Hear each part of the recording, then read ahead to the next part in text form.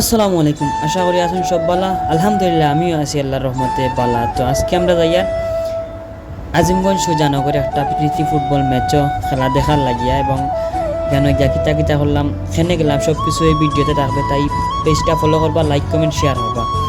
তো আসল কথা আসি, কাম টু দ্য পয়েন্ট। মূল কথা হইল গিয়া ফ্রেন্ডলি ম্যাচ একটা গেছি আমরা। আহমেদ জালাল ফুটবল একাডেমির কোচ সালেক আহমেদ ভাই, তিনি দূরপ্রবাসে জীবিকার তাগিদে যাইবা। দূরপ্রবাসে যাওয়ার পূর্বে একটা ফ্রেন্ডলি ম্যাচ হয়েছে, এর লাগে আমরা ফ্রেন্ডলি ম্যাচও Ahmed Jalal football academy versus Sujanagar sporting club, এই দুইয়ের মধ্যকার একটা ফ্রেন্ডলি ম্যাচ হইব। আপনারা কিছু ফুটবলের ম্যাচের কিছু দৃশ্য আপনারা দেখাইম।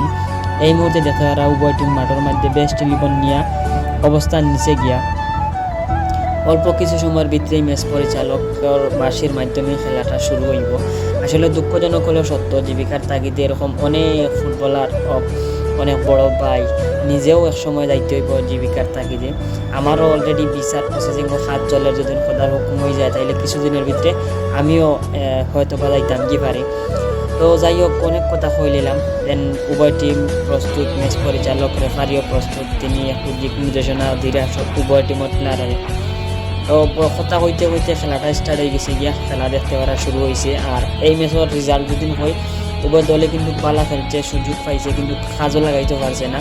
0-0 অবস্থায় এই ম্যাচটা ড্র আছিল। আক্রমণ, কাউন্টার অ্যাটাক, আমি মূল মাইকে ওখানে দ্বারা বিবরণী দিছি, এর লাগিয়ে আমি মানে সম্পূর্ণ ভিডিও করতে পারছি না। তখন নমাজের বিরতির সময় এই ভিডিও ফুটেজগুলা লইছি। সব কিছুর পরে উভয় টিম ভালো খেলছে, কিন্তু স্কোর হয়েছে না। 0-0 অবস্থায় শেষ অবধি পর্যন্ত সমাপ্তি হয়েছে।